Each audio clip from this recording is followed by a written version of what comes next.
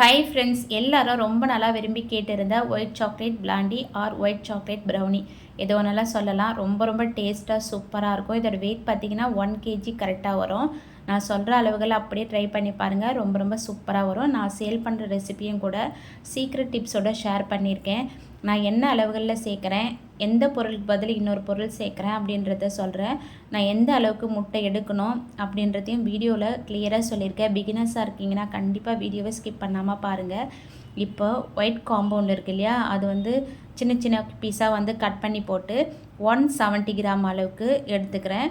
இப்போ பார்த்தீங்கன்னா இது வந்து நான் 170 கிராம் அளவுக்கு தான் எடுத்துக்கிறேன். இதுக்கு பதில் வேறு ஒரு பொருள் வந்து இது கூட கொஞ்சமாக ஆட் பண்ண போகிறேன்.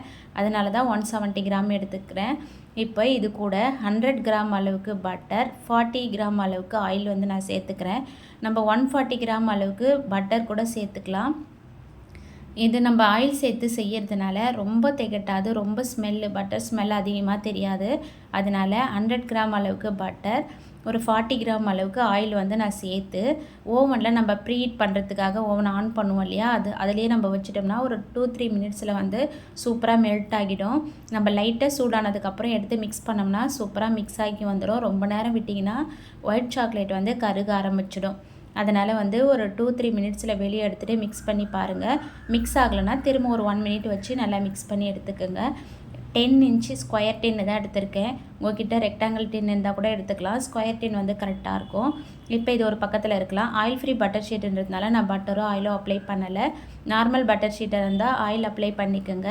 இப்போது ட்ரையான பவுல் வச்சுருக்கேன். அதில் 30 கிராம் அளவுக்கு மில்க் பவுடர் எடுத்துக்கிறேன். சப்போஸ் உங்களுக்கு மில்க் பவுடர்லாம் சேர்க்க விருப்பம் இல்லைன்னா நீங்கள் 170 கிராம் அளவுக்கு ஒயிட் சாக்லேட் எடுத்தீங்க இல்லையா, அது கூட வந்து ஒரு 30 கிராம் சேர்த்திங்கன்னா 200 கிராம் அளவுக்கு ஒயிட் சாக்லேட் சேர்த்துக்குங்க.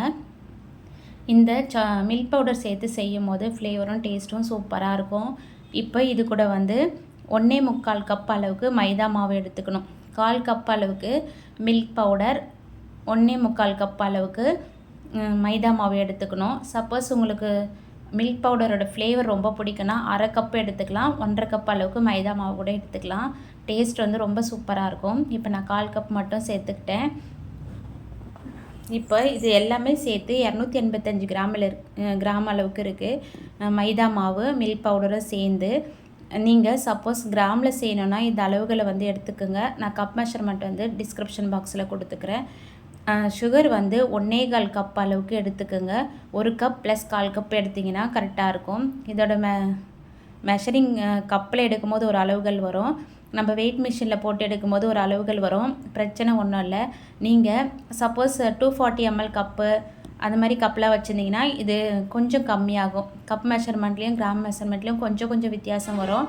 அதெல்லாம் ஒன்றும் இல்லை. நீங்கள் எந்த கப்பில் வேணாலும் அளந்து எடுத்துக்கலாம்.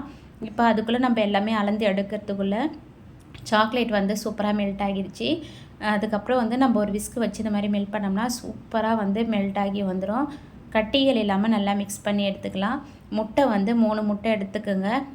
முட்டை வந்து எப்படி எடுக்கணுன்றத வீடியோவோட எண்டில் நான் சொல்லியிருக்கேன். அதே மாதிரி எடுத்துக்கோங்க. இப்போ நான் 3 முட்டை எடுத்துக்கிறேன். அதில் வந்து ஒரு பிஞ்ச் அளவுக்கு உப்பு, 1 டீஸ்பூன் அளவுக்கு வெனிலா எசன்ஸ் 1.5 டீஸ்பூன் அளவுக்கு வெனிலா எசன்ஸ் சேர்த்துக்குங்க. இப்போ இது எல்லாத்தையும் சேர்த்துட்டு சுகர் வந்து நம்ம மிக்சியில் சேர்த்து நல்லா பவுடர் பண்ணி வச்சுக்கணும். அப்படியே சேர்த்திங்கன்னா ரொம்ப லேட் ஆகும்.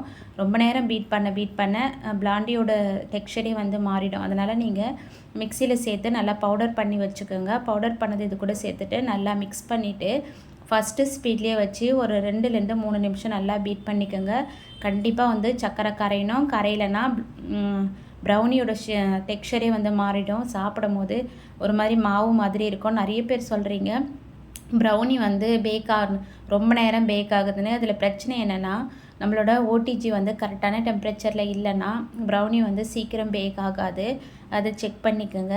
இப்போ வந்து நல்லா பீட் பண்ண ஆரம்பிச்சிட்டேன். கரெக்டாக ஒரு 3 நிமிஷம் பீட் பண்ணிங்கன்னா சர்க்கரை என்ன தான் பவுடராக இருந்தாலும் நம்ம நல்லா பீட் பண்ணிக்கணும். அப்போ தான் வந்து அந்த முட்டையோட சர்க்கரை நல்லா கரைஞ்சி வரும். இப்போ பார்த்திங்கன்னா சூப்பராக வந்து கரைஞ்சிடுச்சு. சைட்லலாம் நல்லா எடுத்து விட்டுட்டு இன்னும் 1 நிமிஷம் பீட் பண்ணோம்னா கரெக்டான டெக்ஸ்சரில் வந்துடும். நான் எந்த மாதிரி பீட் பண்ணணும் அப்படின்றத இப்போ காட்டியிருக்கேன் பாருங்கள். இப்போ நம்ம 2-3 மினிட்ஸ் பீட் பண்ண நல்லா வந்து சூப்பராக வந்து பொங்கி வரும்.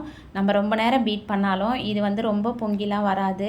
நம்ம கேக்குக்கெலாம் மிக்ஸ் பண்ணோம் இல்லையா, அந்த மாதிரி வராது. ஏன்னு கேட்டிங்கன்னா நம்ம இதில் சர்க்கரையோட அளவு வந்து நம்ம அதிகமாக போடும் போது அந்த அளவுக்குலாம் பொங்கி வராது. இப்போ மெல்ட் பண்ணி வச்சுருக்க சாக்லேட் வந்து ஆறிடுச்சு. ரொம்ப ஆறணும்னு அவசியம் இல்லை. லைட்டாக வெதுப்பாக இருந்தாலும் பரவாயில்ல, நம்ம இது கூட சேர்த்துக்கலாம். சேர்த்துட்டு மிக்ஸ் பண்ணி விட்டுக்கலாம். இதை சேர்த்துட்டு கண்டிப்பாக ஒரு 2 நிமிஷம் வந்து நம்ம பீட் பண்ணிக்கலாம். நீங்கள் பீட்டரில் தான் பீட் பண்ணணுமான்னு கேட்டிங்கன்னா கண்டிப்பாக அவசியம் இல்லை. விஸ்க் இருந்தால் கூட ஒரு 2 நிமிஷத்துக்கு இந்த மாதிரி நல்லா பீட் பண்ணோம்னா நல்லா திக்காக வரும். நம்ம இந்த பீட் பண்ணும் போது மேலே வந்து ஒரு மாதிரி கிளாஸியாக சூப்பராக வரும். அந்த மாதிரி வந்ததுன்னா கண்டிப்பாக கிரிங்கிள் டாப்போட சூப்பராக இருக்கும். இப்போ பார்த்தீங்கன்னா நல்லா பீட் பண்ணிவிட்டேன். ஒரு 2 நிமிஷம் அளவுக்கு நல்லா பீட் பண்ணிவிட்டு நம்ம மைதா மாவு மில்க் பவுடர்லாம் வச்சுருக்கோம் இல்லையா, அதை வந்து கொஞ்சம் கொஞ்சமாக ஜலிச்சுட்டு இது கூட நம்ம சேர்த்துக்கலாம். இதுக்கப்புறம் நம்மளுக்கு வந்து பீட்டர் தேவைப்படாது. பீட்டரை நம்ம எடுத்து ஒரு ஓரமாக வச்சிடலாம். வச்சுட்டு இதுக்கப்புறம் வந்து விஸ்கோ அப்படி இல்லைன்னா ஸ்பேச்சுலா எது உங்களுக்கு ஈஸியாக இருக்கோ அதை வச்சு மிக்ஸ் பண்ணிக்கலாம். எனக்கு பார்த்திங்கன்னா எப்போவுமே வந்து விஸ்கில் பீட் பண்ணுறது தான் ரொம்ப ஈஸியாக இருக்கும். ஸ்பேச்சுலாவில் பண்ணோம்னா கட் அண்ட் ஃபோல்டு மெத்தடில் வந்து நம்ம மிக்ஸ் பண்ணணும். அது கொஞ்சம் எனக்கு கஷ்டமாக இருக்கும். விஸ்க்குனா வந்து ஈஸியாக இருக்கும். ஒரு 3-4 பேட்சாக வந்து நம்ம கொஞ்சம் கொஞ்சமாக சேர்த்து நல்லா மிக்ஸ் பண்ணிக்கலாம். ரொம்ப வந்து ஸ்பீடாலாம் மிக்ஸ் பண்ணக்கூடாது. லைட்டாக வந்து நம்ம மிக்ஸ் பண்ணிடணும். கரெக்டாக வந்து கொஞ்சம் கொஞ்சமாக சேர்த்து மிக்ஸ் பண்ணோம்னா கொஞ்சம் கூட கட்டிகள் இருக்காது. நம்ம அதிகமாக போட்டு மிக்ஸ் பண்ணோம்னா ரொம்ப நேரம் ஆகும். ரொம்ப நேரம் மிக்ஸ் பண்ணாவே ப்ரௌனி வந்து கொஞ்சம் ஹார்டாக இருக்கும். மேலே வந்து நல்லா வந்து கிறிஸ்பியாகிடும். அதனால் வந்து நம்ம லைட்டாக வந்து கொஞ்சம் கொஞ்சமாக ஜலிச்சுட்டு லைட்டாக வந்து மிக்ஸ் பண்ணி விட்டுக்கலாம். இப்போ பார்த்தீங்கன்னா கொஞ்சம் கொஞ்சமாக சேர்த்து சூப்பராக மிக்ஸ் பண்ணிட்டேன். இந்த மாதிரி டெக்ஸ்சரில் இருக்கும். இப்போ நான் முட்டை சொல்லியிருந்தேன் இல்லையா, பார்க்கும்போதே உங்களுக்கு 2 விதமான சைஸ் முட்டை கிடச்சிருக்கும். ஒன்று வந்து நல்லா பெரிய சைஸ் முட்டை, ஒன்று வந்து சின்ன சைஸ் முட்டை. சப்போஸ் நீங்கள் இந்த சைஸில் சின்ன சைஸில் எடுக்கிறீங்கன்னா கண்டிப்பாக 4 முட்டை சேர்த்துக்கோங்க. அப்படி இல்லைனா நான் எடுத்துருக்க மாதிரி பெரிய சைஸ் முட்டை எடுத்திங்கன்னா 3 கரெக்டாக இருக்கும். இப்போ இதோட கிராம்ஸில் வந்து சொல்லியிருக்கேன் பாருங்கள். சின்ன முட்டை 52 கிராம் அளவுக்கு இருக்குது. பெரிய முட்டை வந்து 67 கிராம் அளவுக்கு இருக்குது. இதில் 2த்துலேயுமே வித்தியாசம் இருக்கும். நீங்கள் சின்ன முட்டை 3 போட்டு சேர்த்துட்டிங்கன்னா இந்த அளவுக்கு வந்து இருக்காது. நீங்கள் எடுக்கும் போதே திக்காக இருக்கும். அதனால் வந்து முட்டையோட அளவுகளை வந்து பார்த்து கரெக்டாக எடுத்துக்கோங்க. பெரிய சைஸ் முட்டையாக 3 எடுத்துக்கோங்க. சின்னதாக எடுக்கிறீங்கன்னா ஒரு 4 முட்டை எடுத்துக்கோங்க.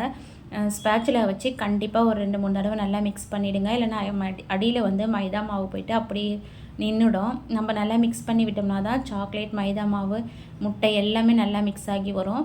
நம்ம இது மாதிரி 10 இன்ச்சு ஸ்கொயர் டின்னில் போட்டு நல்லா ஈவன் பண்ணி விட்டுடலாம். அப்போ தான் எல்லா பக்கமும் ஒரே மாதிரி பேக் ஆகி வரும். அப்படின்னா டூத் பிக் வச்சு ஏர் பபிள்ஸ்லாம் எடுத்து விட்டுருங்க. நான் 2 தடவை ஒரு டேப் பண்ணிவிட்டு இதில் கரெக்டாக வந்து அரை கப்லேருந்து 1 கப் அளவு வரைக்கும் சாக்கோ சிப்ஸ் வந்து சேர்த்துக்கலாம். அப்படி இல்லைன்னா நீங்கள் வந்து தாராளமாக வந்து ஒயிட் சாக்லேட்டை கட் பண்ணி போட்டுக்கோங்க. அப்போ தான் வந்து கரெக்டாக 1 kg வெயிட் வரும். நீங்கள் சப்போஸ் இதில் வந்து சாக்லேட் கட் பண்ணி போடலை, நட்ஸ் எல்லாம் போடலைன்னா கண்டிப்பாக வந்து 900 கிராம் தான் வரும். அதனால் நீங்கள் சாக்லேட் போட்டிங்கன்னா மட்டும்தான் 1 kg வரும். நீங்கள் ப்ளைனாக செஞ்சுட்டு 1 kg வருமானு கேட்டிங்கன்னா கண்டிப்பாக வராது. நீங்கள் மேலே இதுமாதிரி சாக்கோ சிப்ஸோ இல்லை சாக்லேட்டோ வந்து தாராளமாக போட்டுக்கோங்க. நான் இப்போ வந்து ஒரு அரை கப் அளவுக்கு நான் சேர்த்துக்கிறேன். சேர்த்துட்டு 180 டிகிரிக்கு top and bottom rod on பண்ணி 10 நிமிஷம் ப்ரீஹீட் பண்ணி ஆல்ரெடி வச்சுருக்கேன். அதில் 35 நிமிஷம் top and bottom rod on பண்ணி பேக் பண்ணி எடுத்துட்டேன்.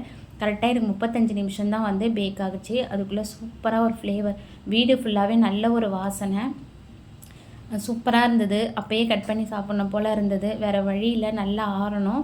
கண்டிப்பாக வந்து ப்ரௌனி எல்லாம் வந்து ஃபுல்லாக வந்து ஆறணும். குறைஞ்சது ஒரு 2 மணி நேரமாச்சு ஆறணும். அப்போ தான் நம்ம கட் பண்ணும் போது குட்டி குட்டி பீஸ்லாம் வராமல் சூப்பராக இருக்கும். இது மாதிரி ஸ்க்ராப்பர் அப்படின்னா ஏற்கனவே வீடியோவில் கட்டியிருக்க மாதிரி பிளாஸ்டிக் ஸ்க்ராப்பர் இருந்தால் கட் பண்ணி எடுத்துக்கோங்க. இப்போ பார்த்தீங்கன்னா நான் நல்லா கட் பண்ணிட்டேன். எப்பவும் எனக்கு சொல்கிற மாதிரி தான் எடுக்கும் போது லைட்டாக ஸ்க்ராப்பர் அடியில் விட்டு எடுத்திங்கன்னா கொஞ்சம் கூட ஒட்டாது. இப்போ பார்த்தீங்கன்னா சூப்பராக வந்து கட் பண்ணி எடுத்துட்டேன். இதை இப்போ என்னால் வந்து கட் பண்ணி காட்ட முடியாது. ஏன்னா இது வந்து நான் பேக் பண்ணி அப்படியே கொடுத்து விட போகிறேன் கஸ்டமருக்கு. இப்போ பார்த்தீங்கன்னா 1/4 kg 2 பாக்ஸு, 1/2 kg 1 பாக்ஸ் வந்து பேக் பண்ணி கொடுக்க போகிறேன். எப்பவும் சொல்கிற மாதிரி தான் கண்டிப்பாக வந்து மேலே சாக்லேட் வந்து தாராளமாக போட்டிங்கன்னா தான் 1 kg வரும். அப்படின்னா 900 கிராம் அளவுக்கு வரும். நான் 1/2 kg வந்து 600க்கு சேல் பண்ணுறேன்.